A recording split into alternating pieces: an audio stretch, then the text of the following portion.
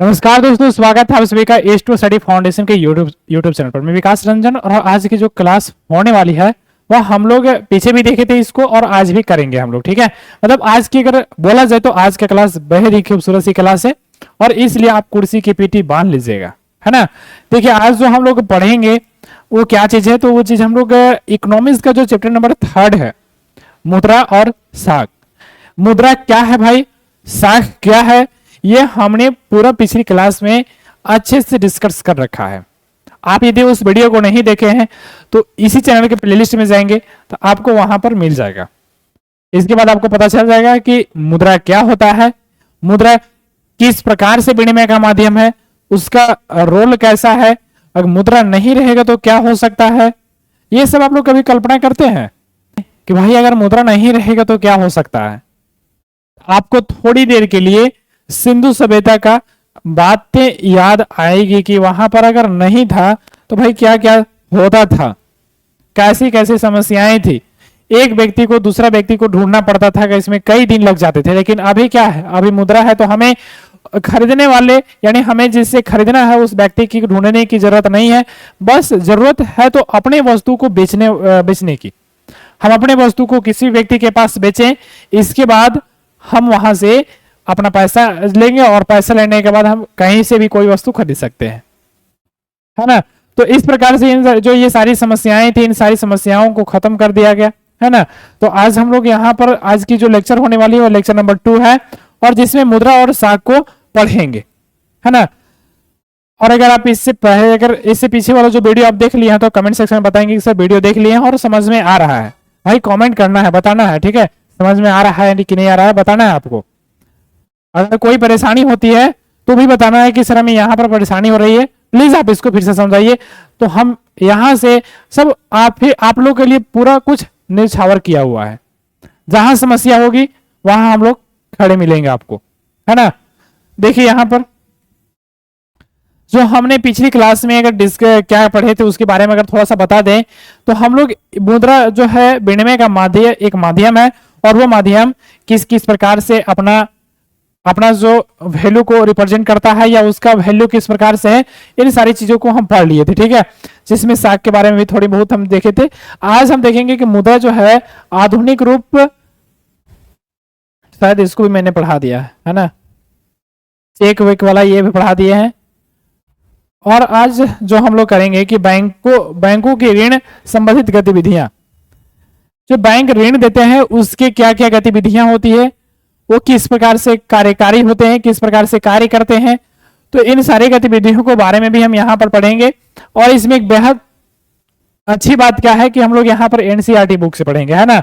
NCERT के language को आसान करने के लिए हम लोग का ये चालू किया गया है फाउंडेशन बैच, जो हम लोग एनसीईआरटी को अभी पढ़ा रहे हैं, जो हुबहू एनसीईआरटी है।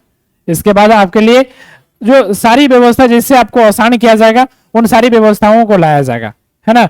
तो अभी हम लोग यहाँ पर एनसीईआरटी बुक से पढ़ेंगे और उसमें हम लोग देख रहे हैं क्या चीज, बैंकों की ऋण संबंधित गतिविधियां। अब भाई अगर बैंक जो ऋण देते हैं उनकी क्या क्या गतिविधियां रहती होगी, ऋण क्यों देखे रहे हैं, ऋण से उनके क्या लाभ है, ऋण ऐसे देने का रीजन क्या चीज है। कोई पागल है, पगला है जो कोई ऋण देगा, उसे कुछ तो लाभ वहां से मिल पा रहा होगा।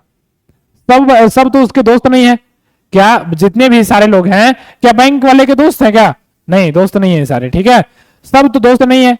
अगर भाई दबे अगर किसी एटलीस्ट एक आधो दोस्त को कोई ऐसे दे सकता है, तो सारे व्यक्ति कोई से यूं बोले लगे कि सर दोस्त है ये मेरे और सभी को हम ऐसे दे रहे हैं, तो ऐसा दैट इज नॉट पॉसिबल, है ना। तो हम लोग यहाँ पर जो देख रहे हैं क्या चीज है, बैंकों के ऋण संबंधित जो गतिविधियां होती है वो किस प्रकार से होती है, हम उन सारी कहानियों को यहाँ पर चर्चा करेंगे और कहानी के द्वारा ही समझेंगे। इससे आपको ज्यादा लंबे समय तक याद रहेगा।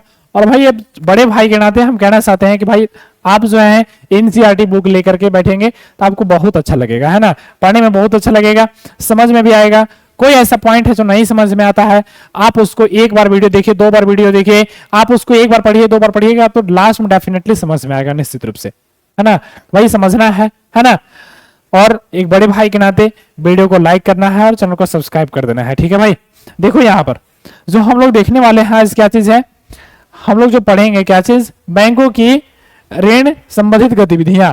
यानी जो बैंक अगर ऋण किसी को देते हैं तो क्या क्या गतिविधियां होती है, बैंक ऋण कहाँ से देते हैं, क्या उसका क्या बैंक अपने छापने अपना खुद ही अपना घर में टकसाल बना करके रखा हुआ है जो उसके सब किसी को ऋण दे रहा है, ऐसा तो नहीं है। बैंक के पास भी कहीं से पैसे आते होंगे और वो पैसे कहीं और बैंक इन्वेस्ट करता होगा और वहां से पैसा कैसे निकलता होगा और अपना उन्हें फायदा तो भी आना चाहिए। कोई व्यक्ति बिना फायदे के लिए काम नहीं करता। हम यहाँ पर पढ़ा रहे हैं तो हमें भी यहाँ पर से कुछ फायदा है तब आप लोग को पढ़ा रहे हैं। तो आजकल जो है ये कहना है मतलब यूं बोले तो 90% जो काम है लोग ऐसे नहीं करते हैं बिना फायदे के अलावा, मतलब अगर उन्हें फायदा नहीं हो तो वो काम नहीं करते हैं, है ना। तो इन्हों ये जो बैंक है बैंक को क्या फायदा है, तो इन सारी चीजों इस सारी गतिविधियों को हम यहाँ पर पढ़ेंगे, है ना। देखो यहाँ पर जो बैंक ऋण संबंधित गतिविधियां हैं तो बैंकों की कहानी को आगे बढ़ाते हुए यहाँ पर जो बोल रहा है कि अब हम बैंक की कहानी को क्या कर रहे हैं, आगे बढ़ा रहे हैं। अभी से पीछे थे हम मुद्रा में, तो मुद्रा की सारी बातों को पढ़ लिया है कि पैसा चोर जॉब में कैसे चोर एग्जाम होता है ना, चोर पैकेट बोलते हैं, कैसे छिपाना है, पैसा कैसे बचाना है, आज आधुनिक पैसा कैसे हुआ, है ना। हालांकि इस सब चीजों के बारे में नहीं देखे हैं कि कैसे पैसा चोराया जाता है, चोराने के लिए कौन सिखाएगा यार, है ना। देखो यहाँ पे तो बैंकों की ऋण संबंधित गतिविधियां, तो बैंकों की कहानी को आगे बढ़ाते हुए देखिए जो होता है बैंकों में जो पैसे जमा किए जाते हैं, ठीक है, जो बैंकों में पैसा जमा किए जाते हैं तो बैंक क्या करेगा भाई, उस पैसा को क्या अपने पास इकट्ठा करके रखेगा। अब पता चला है कोई व्यक्ति जो है कभी 5 साल 10 साल के लिए जमा कर रहा है ना, 5 साल के लिए 2 साल के लिए जमा कर रहा है, तो क्या वो उस पैसे को 2 साल तक बैंक संभाल के रखेगा, संभाल के तो रखेगा। यानी एक जो व्यक्ति जमा किया भाई उसे तो पूरा 100% एंड 110% भरोसा है कि मैंने इस बैंक में जमा किया है तो ये इस बैंक से जब भी हम निकालने जाएंगे तो हमें पैसा मिल जाएगी। लेकिन भाई अगर बैंक यही सोचने लगे कि जो व्यक्ति वो आएगा ना उस दिन उसका पैसा हम लौटा देंगे, वही पैसा उसको लौटाएंगे, तो दिवालिया बैंक हो जाएगा। बैंक दिवालिया कैसे हो जाएगा भाई, मैंने 10,000 जमा किया जाकर के और मैंने अगले 2 साल या अगले 3 सालों में जाकर के पुनः मैं 10,000 निकाल लिया, तो जो वहां पर कर्मचारी काम कर रहे हैं तो जो बैंकर है वो क्या करेंगे, अपना घर से देंगे, बाबूजी के खेत बेच करके देंगे, नहीं देंगे उन्हें, जो इसी पैसा से यानी यहीं पर ये जो बैंक है वहीं से कमा करके उनको देना है वेतन। तो वो क्या क्या करते हैं उनको समझो। जैसे वो क्या करेंगे, पहले अगर कोई व्यक्ति जमा करने आया, मतलब अगर यूं बोले तो उन्हें 5 साल 10 साल के लिए जमा कर देना है, एक जगह जमा कर देना है, तो भाई अब वो सोचेगा ना कि ये कल्पना करना चाहिए, ये आपको समझ में आया कि बैंक अपनी जगह से अपने पैकेट से नहीं देते हैं, है ना। अगर कोई व्यक्ति ला करके वहां पर जमा किया 5 साल 2 साल के लिए वो जमा कर दिया, तो वो क्या करेगा बैंक कि वो पैसा कहीं इन्वेस्ट कर देगा, किसी व्यक्ति को ऋण दे देगा, है ना। अब देखो जो व्यक्ति जमा किया उसे क्या देता है, सूद देता है बैंक। बैंक ये फायदा देता है कि भाई जो व्यक्ति पैसा जमा किया है ना तो उसे हम सूद भी देंगे, लेकिन वो क्या अपने घर से देगा, नहीं भाई अपने घर से नहीं देता है। ये जो बैंक है सपोज दैट हम मान लेते हैं ये जो बी से बी फॉर बैंक, अब ये जो व्यक्ति है यहां पर ला करके जमा कर दिया और ये जो है ऋणी है ना, ये ऋणी है, ऋण लेने वाला है, ठीक है। अब ये जो है ये जाकर के यहां पर जमा किया और ये बैंक जो है इसको ऋणी को दे दिया। अब ये व्यक्ति ले लिया, सपोज दैट हम मानते हैं कि ये जो है बैंक इसको 5% के दर से इसको देता है ना, 5% की दर से देता है। अब ये क्या करेगा, ये बैंक तो इसको दे दिया 5% की दर से, अब यहां से बैंक हर महीने जैसे भी होगा इससे पैसा वो इकट्ठा करेगा, जमा मतलब वहां से वो लेगा पैसा, है ना। और जब लेगा पैसा तब वो क्या करेगा,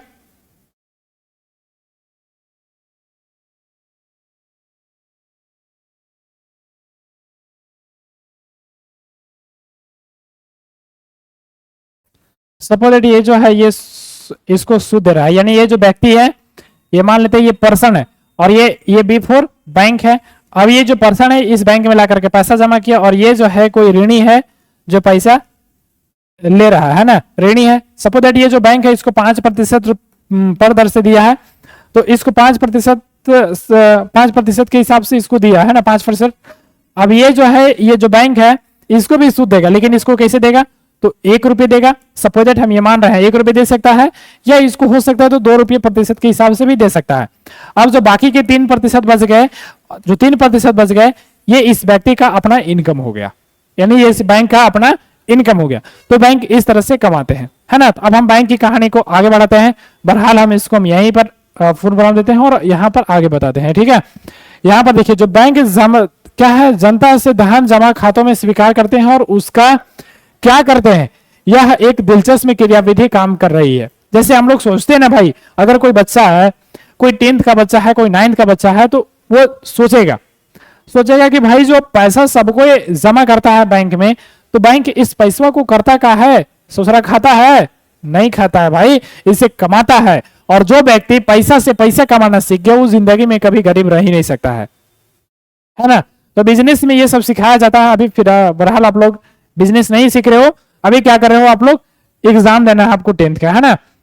ये जो है बैंक क्या करता है, बैंक जमा रकम एक छोटा सा हिस्सा अपने नगद के रूप में रखते हैं। जैसे सपोज दैट अगर कोई व्यक्ति ला करके इसको 1 लाख देता है, ठीक है, 1 लाख रुपए ला करके दे रहा है ना। 1 लाख रुपए आकर के कोई व्यक्ति है, नाम है इसका विनोद, है ना, विनोद कोई व्यक्ति है, और ये व्यक्ति जो है ला करके इसको 1 लाख रुपया जमा कर दे रहा है, ठीक है, जो 1 लाख ला करके जमा किया। अब ये जो बैंक है, ये बी फॉर बैंक, अभी 1 लाख ये व्यक्ति जमा किया थी, बैंक क्या करेगा कि इसका एक छोटा सा रकम मान लेते हैं, इसका छोटा सा रकम कितना, 25,000 ये मान रहे हैं भाई, है ना। ऐसा नहीं कि रोज इतना ही 1 लाख होता है 25,000 रखता है, बहुत ज्यादा रकम रखता है, लगभग मतलब अगर यूं बोले तो उसके हिसाब से किस प्रकार से उसका नगद रोज डील होता है उस हिसाब से रखता है, ठीक है। तो ये मान लेते हैं कि ये जो है 25,000 अपने नगद के रूप में रखा और 1 लाख इसको व्यक्ति जमा किया। अब ये जो बाकी पैसा इसको जो बचता है 75,000, 75,000 क्या अचार बोथेगा, नहीं, बिल्कुल अचार नहीं बोथेगा। ये व्यक्ति क्या करेगा, इसको कहीं ऋण में लगा देगा, किसी को कर्ज में दे देगा, है ना। अब ये जो है यहां से पैसा कमाएगा और ये जो है इसको दे देगा, कुछ हिस्सा इसको दे देगा और बाकी का हिस्सा अपने पास रख लेगा, और इस तरह से बैंक जो है कमाते हैं, यानी जो अपना नगद के रूप में रखते हैं। और उदाहरण के लिए आजकल जो भारत बैंक जमा केवल 15% हिस्सा नगद के रूप में अपने पास रखते हैं। इससे किसी एक दिन में जमाकर्ताओं द्वारा धन निकालने की संभावना को स्थापित करके रखा जाए। यानी अगर हम भारत की बात करते हैं तो एक संभावित माना गया है कि उसके जो टोटल जो पैसा उसके 15% जो है क्या करते हैं अपने पास नगद के रूप में, कैश के रूप में रखते हैं, बाकी का पैसा ऋण में लगा देते हैं। समझ में आया, बाकी का पैसा ऋण में लगा देते हैं, ठीक है।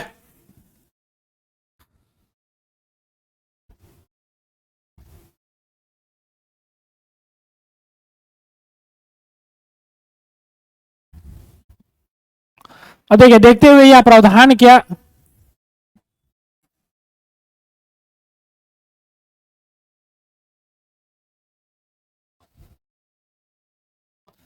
जो है जमाकर्ताओं का, इसे किसी एक दिन में क्या है 15%, है ना। तो 15% जो है अपने पास बैंक रखता है, और जो जमाकर्ता होते हैं, जो लोग जमा करते हैं, उन्हें क्या बोलते हैं, जमाकर्ताओं द्वारा धन निकालने की संभावना। यानी कोई व्यक्ति जो है जमा कर दिया, सपोज दैट कोई व्यक्ति आज जो है 10,000 जाकर के जमा किया, है ना, 10,000 जाकर के जमा किया, और कल के डेट में इसको यानी कल ही इसको काम लग गया 5,000 का, तो ये व्यक्ति क्या करेगा भाई, जाकर के निकालेगा, विथड्रॉ करेगा, है ना, निकालेगा। तो इतना संभावना लेकर के ये बैंक चलते हैं कि 15% अपने पास कैश के रूप में रखते हैं, बाकी के पैसे ऋण में लगा देते हैं, है ना। यानी देखते हुए यह प्रावधान किया जा चुका किसी एक विशेष दिन में केवल कुछ जमाकर्ताओं ही नगद निकालने के लिए आते हैं, इसलिए बैंक का काम इतने नगद से आराम से चला जाएगा। बैंक जमा राशि के एक बड़े भाग को ऋण देने के लिए इस्तेमाल करते हैं। विभिन्न आर्थिक जो तरह तरह के जो आर्थिक गतिविधियां होती है उनमें, है ना, आर्थिक गतिविधियों के लिए ऋण की बहुत मांग रहती है। जैसे क्या देखो यहाँ पे हर एक देखेगा अभी ऋण सबको, व्यक्ति कर्ज उधार लोन सबको ले रहा है, तो ये डिमांड रहता है, तो इसके लिए बैंक कार्य भी करते हैं, है ना। अब हम इसके बारे में जो आगे आने वाले खंडों में अच्छे से पढ़ेंगे कि बैंक इसको किस प्रकार से क्या क्या इन्हें क्या प्रावधान होता है, किस प्रकार से ये लेते हैं, इन सारी चीजों को हम यहाँ पढ़ेंगे, ठीक ना। जो बैंक होता है, बैंक जमा राशि का लोगों की ऋण आवश्यकताओं को पूरा करने के लिए इस्तेमाल करते हैं। बैंक किसके लिए, जो व्यक्ति जमा कर दिया, ठीक है, जो व्यक्ति जमा कर दिया तो उस पैसा का इस्तेमाल किस में करता है, तो ऋण जो लेने वाले हैं, है ना, यानी ऋण आवश्यकताओं को, जिन्हें आवश्यकता है ऋण की, उन्हें क्या करते हैं, ये पूरा करते हैं। और इस तरह जो है बैंक जिनके पास अतिरिक्त राशि है, जमाकर्ता जिन्हें राशि की जरूरत है, के बीच मध्यस्थता का काम करते हैं, और बैंक जमा पर जो ब्याज देते हैं उससे ज्यादा ब्याज ऋण लेते हैं, ये सारे चीज हमको डायग्राम के थ्रू बता दिए कि किस प्रकार से क्या करते हैं लोग, है ना।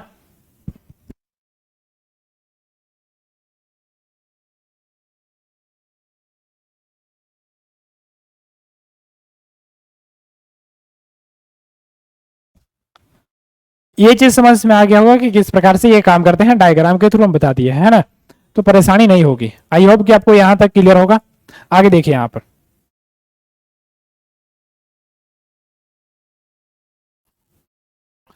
यह क्या बोल रहा है यहां पर, कर्जदारों जो कर्ज लेते हैं, ठीक है, कर्जदारों के लिए जो ऋण लेते हैं।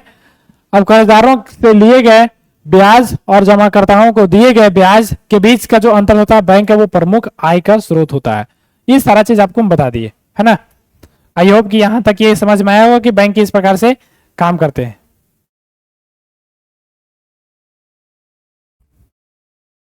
यहां पर आपसे एक क्वेश्चन पूछ रहा है जिसका आप थोड़ा सा, ये सही है, बहुत सारे बच्चों के ये माइंड में क्वेश्चन रहता है कि भाई ऐसा हो सकता है तो क्या होगा भैया बताइए हमको, है ना।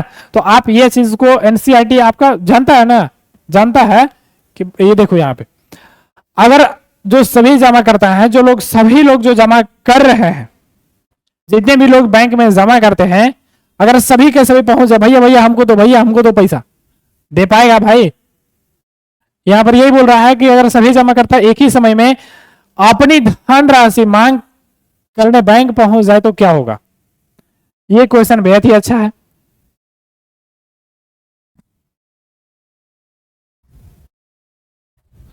ये देखिए, ये जो है, ये बैंक का जो टोटल कमाई है उसका ये फिगर है। लेकिन यहां पर ये क्वेश्चन, आप इस क्वेश्चन को समझिए पहले, है ना, कि अगर सभी जमाकर्ता एक ही समय में अपनी धनराशि की मांग करने और करने बैंक पहुंच जाए तो क्या होगा, क्या होगा, क्या वहां पैसा है, नहीं पैसा है। तब उस स्थिति में क्या होगी कि जो बैंक है आरबीआई को बोलेगा पिताजी हमको पैसा चाहिए। आरबीआई को जाकर के बोलेगा पिताजी, क्योंकि सभी बैंक के पिताजी कौन है, आरबीआई है, तो जाकर के बोलेगा पिताजी ऐसा स्थिति हो गया है ना, हमें पैसा चाहिए। देगा, लो, लेकिन हमें दो, तुम भी दो, हमको ब्याज दे रहे हैं लेकिन दो हमको ब्याज। कहेगा ठीक है पिताजी हम आपको ब्याज देते हैं, लेकिन हमको कम से कम इज्जत पहले बचा लीजिए। देता है फिर। ये देखिए, इस प्रकार से कुछ बैंक है, बैंक का कार्य है, ये आपको समझ में आ रहा होगा। जो पीछे हम लोग टोटल पढ़े हैं उसका ये फिगर रहा है ना। यहाँ पर जैसे जो जमाकर्ता लोग हैं वो क्या करते हैं, जमा जाकर के अपने बैंक में करते हैं, ये बैंक है। और जो बैंक है ये किसी जो कर्जदार होते हैं उसको देते हैं, और कर्जदार जो पुनः इसे लौटाते हैं, और ये जो बैंक है पुनः इसको कुछ ब्याज अपना मतलब फायदा, इन्हें फायदा भी कुछ अपने पैसे में दे देता है, ठीक है।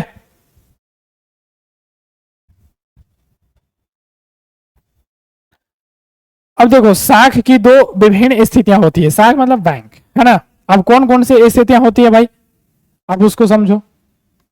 साख मतलब क्या चीज, बैंक ही नहीं बल्कि जो विश्वास पर चलता हो, है ना, उन सारी चीजों।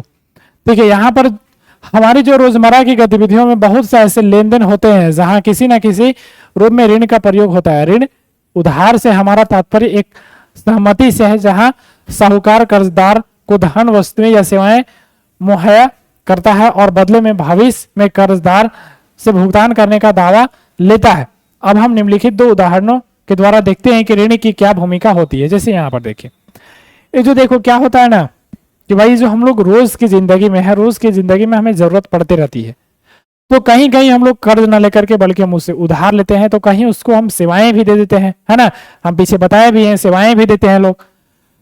तो इसके क्या है, निम्नलिखित उदाहरण है, आप उसको समझो। जैसे यहाँ पे त्योहार का मौसम है, सबसे पहले आप त्योहार के मौसम में किस प्रकार से इसकी काम होती है आप उसको समझो, है ना।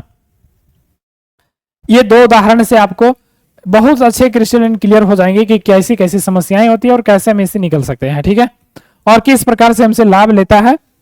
तो ये देखो यहाँ पर त्योहार के मौसम की बता रहे, मौसम मतलब क्या चीज, ऋतु, है ना। मौसम मतलब क्या चीज, जो वातावरण में कैसा गर्मी ठंडी, वो क्या चीज है, वो ये सारे मौसम की यहाँ पर बात नहीं कर रहा है, ठीक है। यहाँ पर क्या चीज की बात कर, त्योहार के मौसम। जैसे त्योहार के मौसम में आता है तो माहौल ही चेंज होता है। जैसे अगर दिवाली आएगा तो दिवाली का देखिएगा हर जगह लोग साफ सुथरा करते मिलेंगे, हर जगह लोग साफ सुथरा करते मिलेंगे, तो एक तरह से वो क्या हो जाता है, ये मौसम ही आ जाता है।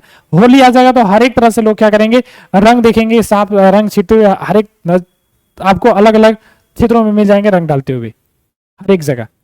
वैसे ही अगर ईद मोहर्रम आएगा तो आपको देखेंगे हर एक जगह लोग सब कोई मिल करके अपना साथ में मनाते हैं, है ना, एवरीथिंग जो भी त्योहार हैं, तो उन सारे त्योहारों की यहाँ पर बात कर रहा है। ठीक है, तो यहाँ पर देखो कि अब 2 महीने बाद त्योहार का मौसम है और जूता जो है निर्माता सलीम के पास शहर के एक बड़े व्यापारी से 3000 जोड़ी जूते की मांग आती है।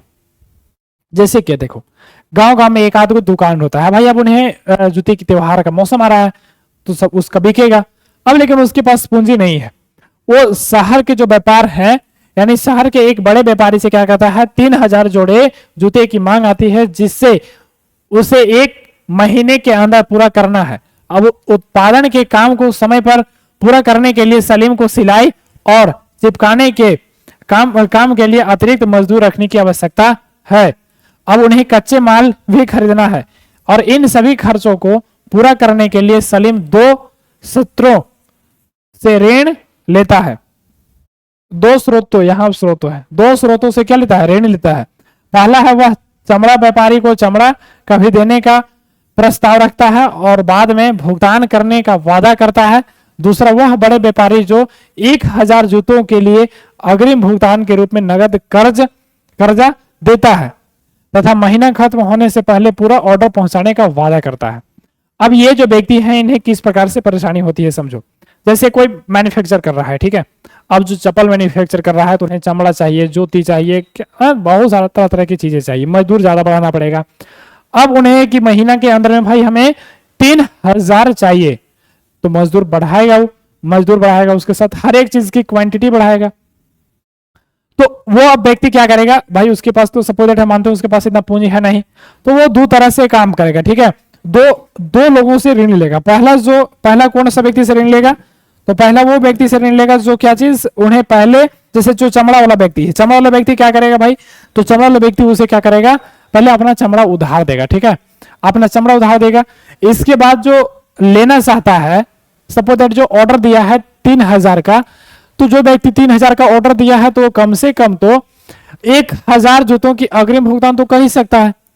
अब वो जो है क्या कर लिया, उसे नगद ले लिया पहले, है ना, तो उससे नगद ले लिया, यानी 1000 जूतों के पैसे हैं जो नगद ले लिया, यानी कर्ज के रूप में ले लिया कि भाई हमें तुम दो और हम जो है तुम्हें 1 महीना के अंदर अंदर जो तुम्हारा पूरा सामान हम पहुंचा देंगे। तो ये भी क्या हुआ, ऑर्डर पहुंचाने का वादा करता है। महीने के आखिर में सलीम जूते पहुंचाने में कामयाब होता है और उसे अच्छा खासा लाभ भी होता है और वह उधार लिए धन की अदायगी भी कर देता है, यानी उन्हें चुका भी देता है। अब यहां पर देखो सलीम जो है, सलीम उत्पादन के लिए कार्यशील पूंजी की जरूरत को ऋण के द्वारा पूरा करता है और ऋण उसे उत्पादन के कार्यशील खर्चों तथा उत्पादन को समय पर पूरा करने में मदद करता है और वह अपनी कमाई बढ़ा पाता है। और इस प्रकार ऋण एक महत्वपूर्ण क्या है तथा सकारात्मक भूमिका अदा करता है। यानी ऐसा जरूरी नहीं है कि भाई जो ऋण ले रहा है वो आदमी सही है ही नहीं, वो खराब आदमी है, ऐसा कुछ भी नहीं है ना। यानी ये जो ऋण है अपने फायदा भी लाभ पहुंचाता है। ठीक है, आई होप कि समझ में आया होगा आपको, उदाहरण है ना। अब दूसरा है जो सपना की समस्या। क्या है इसकी समस्या, आप इसको समझो, है ना, इसको समझो। देखिए एक छोटी सी किसान स्वप्ना अपने 3 एकड़ जमीन पर मूंगफली उगाती है। उसे कितना, उसके पास जमीन है 3 एकड़ जमीन है और उस 3 एकड़ में जमीन मूंगफली उगाती है। वह इस उम्मीद पर कि फसल तैयार होने पर कर्ज को अदा कर देगी, यानी कर्ज लेती है और कर्ज लेकर के क्या करती है, वो अपने खेतों में फसल उगाती है। अब खेती के खर्चों के लिए साहूकार जो है ऋण क्या करती है, साहूकार से ऋण ले लेती है।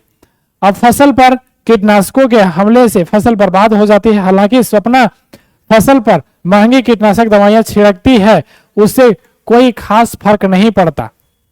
वह साहूकार का कर्ज लौटाने में असफल रहती है और साल के अंदर यह कर्ज बड़ी रकम बन जाता है और अगले साल स्वप्न खेती के लिए दोबारा उधार लेती है और इस साल फसल सामान्य रहती है, लेकिन इतनी कमाई नहीं होती है कि वह अपना कर्ज वापस कर सके। वह कर्ज में फंसे जाती है और उसे कर्ज को चुकाने के लिए अपनी जमीन का कुछ हिस्सा बेचना पड़ जाता है। अभी आप 2 एग्जाम्पल को देखें भाई, है ना। अब दो एग्जाम्पल को देखें और दोनों एग्जाम्पल में आपको समझ में आया होगा कि एक जगह तो लाभ हो रहा है, लेकिन एक जगह क्या हो जा रहा है, आपने आदमी जितना अपना कैपेसिटी था उससे, मतलब उसके पास जितना एसेट था, जितना संपत्ति था, उससे भी क्या कर देता है, बर्बाद कर देता है। तो ये आप एक इसका दूसरा रूप देखें, है ना, ऋण का आप दूसरा रूप देखें,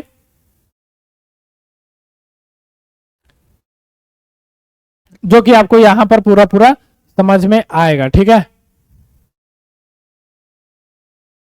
देखिए यहां पर जो ग्रामीण क्षेत्रों में खास की मुख्य मांग फसल उगाने के लिए होती है, यानी जो ऋण वगैरह का मांग है, ऋण वगैरह का मांग क्यों होगा भाई, ग्रामीण इलाकों में क्यों होता है, वो तो वहां भाई बिजनेस नहीं कर रहा है। यानी अगर हम उसका बात करें तो मोस्ट ऑफ जो ग्रामीण इलाकों में जो इसकी डिमांड होती है, वो डिमांड किसके लिए होता है, तो फसल उगाने के लिए होती है। अब फसल उगाने के बाद क्या होता है, फसल उगाने में बीज भी लगता है, बीज, खाद, कीटनाशक दवाओं, पानी, बिजली, उपकरणों की मरम्मत इत्यादि पर काफी खर्च होता है। और इन आगतों को खरीदने और फसल की बिक्री होने के बीच कम से कम 3 से 4 महीने का अंतराल होता है। आमतौर पर इससे किसान ऋण के जो आरंभ में फसल उगाने के लिए उधार लेते हैं। जो ऋण के आरंभ मतलब समझ में आ रहा है आपको, देखो यहाँ पे क्या होता है भाई, जो ग्रामीण इलाकों में, ग्रामीण क्षेत्रों में उन्हें क्या करता है, कम से कम उन्हें 3 से 4 महीने का अंतराल होता है। अब जो हम सलीम वाला जो देख रहे हैं, तो उसमें वो व्यक्ति जो है 1 महीना मैन्युफैक्चर करके भेज दे रहा है, लेकिन ये जो है इन जो खरीदने से लेकर के फसल बिक्री होने तक उन्हें कम से कम जो है 3 से 4 महीने का अंतराल होता है। और आमतौर से किसान ऋतु के आरंभ में फसल उगाने के लिए उधार लेते हैं और फसल तैयार होने के बाद वापस कर देते हैं। उधार की अदायगी मुख्यतः फसल की कमाई पर निर्भर है, यानी उधार वो तभी चुका सकते हैं जब उन्हें फसल में कमाई होगी। समझ आया, यानी ये डायरेक्टली प्रोपोर्शनल होता है एक दूसरे का। जैसे यहां पर देखिए,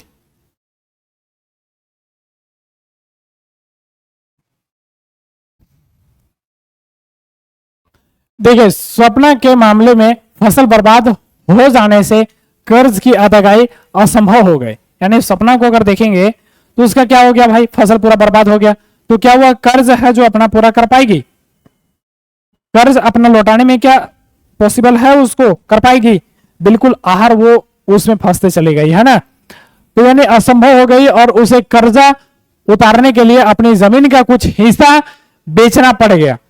अब ऋण से सपना की कमाई को बढ़ने के बजाय उसकी स्थिति बदतर हो गई, यानी खराब से खराब स्थिति हो गई। अब इसे आम भाषा में कर्ज जाल कहा जाता है। इसे बदतर या बर्बाद हो जाना, या उसे लाभ नहीं कहा पाना बल्कि नुकसान हो जाना, तो इसे हम क्या कहते हैं, कर्ज जाल कहा जाता है। और इस मामले में ऋण कर्जदार को ऐसी परिस्थिति में धकेल देता है जहां से बाहर निकलना काफी कष्टदायक होता है भाई, काफी कष्टदायक होता है। ठीक है, यानी ऐसा होता है जो कर्जदाता होता है ऐसा वो व्यक्ति को ढकल देता है अंदर, है ना। समझ में आया, अंदर ढकलने का मतलब कहीं गढ़ा उड़ा में लेकर के घुसा नहीं देता है, ठीक है, बल्कि उन्हें वहां से प्रॉफिट नहीं होता है भाई। लेकिन प्रॉफिट नहीं होता है तो उन्हें अपना जो प्रॉफिट कमाना है तो भाई कमाना है।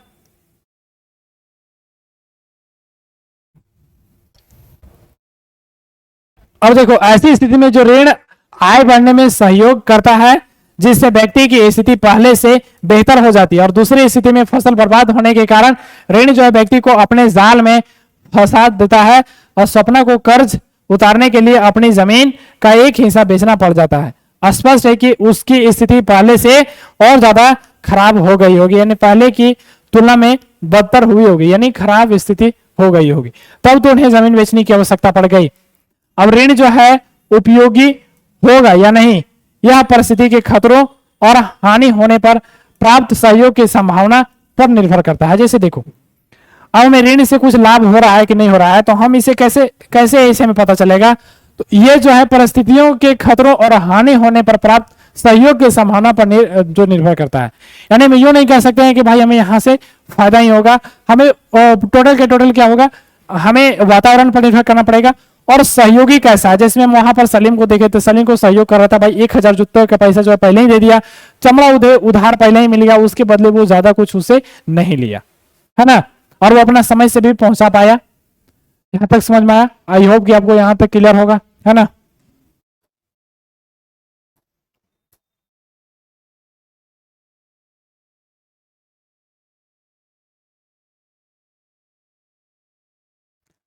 अब ये देखो, अगर कोई व्यक्ति ऋण लेता है ना तो उसकी कुछ कुछ शर्तें भी होती है ना, कई प्रकार से शर्तें होती है। इन सारी शर्तों को यहां पर देखो, है ना। अब जो अगला रहेगा हम लोग का क्या चीज आगे, तो ऋण की शर्तें। Make your dream comes true with your, यानी जो अपना फास्ट मनी पर्सनल लोन, यानी अपना ड्रीम को पूरा करना है तो विथ आवर, यानी अगर यहां पर ये जो लोन देने वाले इस प्रकार से बोलते हैं ना, अगर ड्रीम को पूरा करना है, आप इसको समझोगे आगे। देखो यहां पे ऋण की शर्तें, ऋण की क्या क्या शर्तें होती है, इन सारी चीजों को आप यहां पर देखो कि ऋण की क्या क्या शर्तें होती है ना। भाई कि हर ऋण समझौता में जो ब्याज दर निश्चित कर दी जाती है। और कहीं भी ऋण की अगर समझौता होती है कि भाई हम तुम्हें ऋण दे रहे हैं, चलो ठीक है तुम्हें ऋण दे रहे हैं, लेकिन ब्याज का दर कितना रहेगा, तो वो ब्याज की दर क्या होता है, ब्याज की दर निश्चित कर दी जाती है। अब जिससे कर्जदार महाजन को मूल रकम के साथ साथ अदा करता है, यानी उसका जो मूल रकम है उसके साथ साथ उसके इंटरेस्ट को भी क्या करता है, जमा करता है, अदा करता है। और इसके अलावा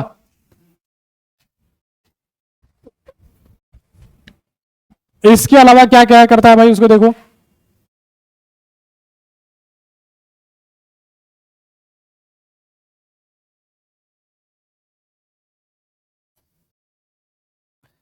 इसके अलावा उधारदाता जो है, उधारदाता कोई समर्थक ऋण या ऋणधार यानी गिरवी रखने के लिए की मांग कर सकता है। अब देखो कोई व्यक्ति अगर उधार देता है किसी को ना, तो वो कुछ डिमांड भी कर देता है।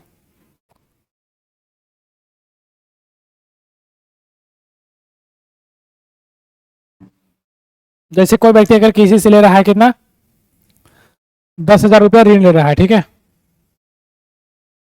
10,000 ऋण ले रहा है, तो उसे क्या चीज बोलते हैं यहां पर देखो, गिरवी, गिरवी बोलते हैं। जैसे 10,000 अगर कोई व्यक्ति ले रहा है, ठीक है, 10,000 को ले रहा है, तो 10 एटलीस्ट 10,000 किसी वस्तु की दाम हो, यानी कोई यहां पर ये वस्तु है, गुड्स है, ठीक है, गुड्स है, कोई वस्तु है, तो उस वस्तु को बोला है ये मेरे पास दे दो भाई और 10,000 लेके चले जाओ, जब तुम्हारे पास 10,000 होगा तो मेरे को दे देना और अपना ये वस्तु लेकर के चले जाना। तो ऐसा भी क्या कर सकता है, ये डिमांड भी कर सकता है। और समर्थक जो है ऋणधार ऐसी संपत्ति है जिसका मालिक कर्जदार है, जैसा कि भूमि, इमारत, गाड़ी, पशु, बैंकों में पूंजी। देखिए यहां पर जो है, यहां पर क्या चीज बोल रहा है, जो समर्थक होता है, यानी जो उसके समर्थक होता है, ऋणधार जो होता है, ऋण जो लेता है ऋणधार होता है। और ऐसी संपत्ति जिसका मालिक कर्जदार है, जैसे कि यानी ये अगर संपत्ति का कौन मालिक हो जाता है, ऐसे अगर अगर कुछ वैसा इसमें हो जाता है, गिरवी वगैरह में हो, तो उसका मालिक वो बन सकता है, ठीक है। और इसका इस्तेमाल वह उधारदाता को गारंटी देने के लिए रूप में करता है, जब तक कि ऋण का भुगतान नहीं हो जाता। यदि कर्जदार उधार वापस नहीं कर पाता तो उधारदाता जो भुगतान प्राप्ति के लिए संपत्ति या समर्थक ऋणधार बेचने का अधिकार होता है, यानी ये इसका अधिकार होता है। जैसे कि यहां पर देखो कोई व्यक्ति क्या किया, सपोज दैट कोई व्यक्ति है जो बैंक से लेकर के जाके 50,000 लेकर के आ गया, है ना, 50,000 उधार वहां से कर्ज लेकर के आ गया, लेकिन उसके पास जो है भूमि है, 50,000 के कुछ भी नहीं है, लेकिन उसके पास 50,000 की जमीन है। तो बैंक क्या करेगा, बैंक को यह अधिकार है कि भाई अगर तुम मेरे पैसे को रिटर्न नहीं कर सकते हो, तो उसके पास ये अधिकार है कि ये 50,000 का जो जमीन है, वो 50,000 जमीन को क्या कर सकता है, वो अपना बेच करके अपना जो फायदा वहां से ले सकता है, या अपना जो पैसा दिया है उसको उतना वो निकाल सकता है, ठीक है। जैसा कि यहाँ देखो जमीन जो बैंकों में जमा पूंजी, पशु इत्यादि समर्थक ऋणधार के आम उदाहरण है जिनका उपयोग कर्ज लेने के लिए किया जाता है। और इसका जो उपयोग है लोग कर्ज लेने के लिए करते हैं, ठीक है। आई होप कि आपको जो ऋण की शर्तें होते हैं उसको भी समझ में आया होगा। जैसे यहां देखो इस प्रकार से आवास ऋण लेते हैं, है ना, आवास ऋण लेते हैं, उसको भी समझो। अब आवास ऋण कैसे होते हैं और ऋण की शर्तें।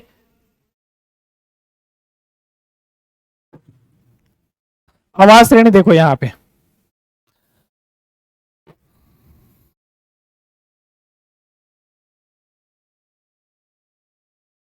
यानी इसी प्रकार जो है आवास ऋण भी मिलता है। जैसे यहाँ देखो, मेघा ने घर खरीदने के लिए बैंक से 5 लाख रुपए कर्ज लिया। इस कर्ज पर ब्याज की वार्षिक दर 12% है और इस कर्ज को 10 साल में मासिक के जो किस्तों में लौटाया जाना है।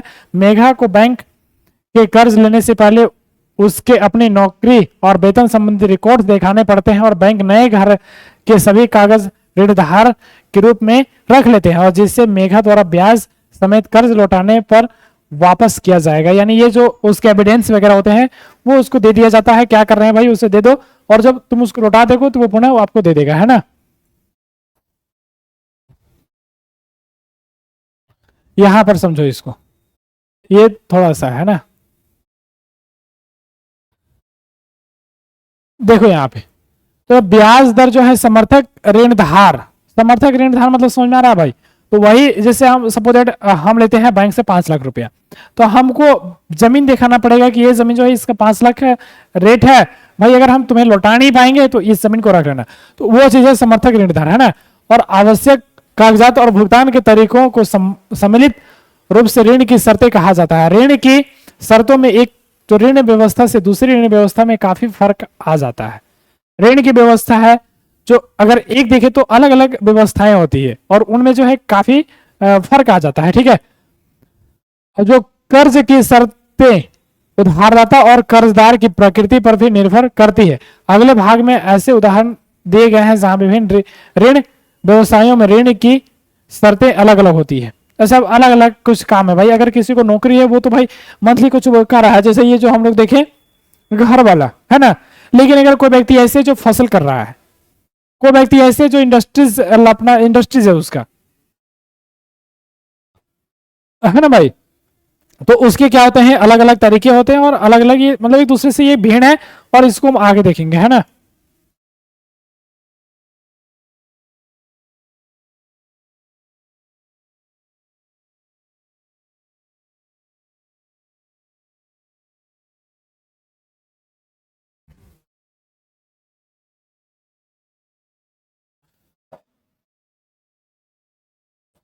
अब जो है अगला क्लास यानी हम लोग कहां पर किए, देखिए भाई जो हम लोग है आज की क्लास को यहां पर पूर्ण विराम देते हैं, ठीक है। आज की क्लास को यही हम रखते हैं, बहरहाल आज की क्लास को यहीं पे रखते हैं और हम लोग जो है आगे की क्लास यानी लेक्चर थ्री में देखेंगे कि कहां तक हो पाता है, ठीक है। कोशिश करेंगे लेक्चर थ्री में खत्म कर देने के लिए। और यदि वीडियो अच्छा लग रहा होगा तो लाइक भी करना है और चैनल को सब्सक्राइब करना है, ठीक है। मिलते हैं नेक्स्ट वीडियो में, तब तक के लिए बाय, जय हिंद।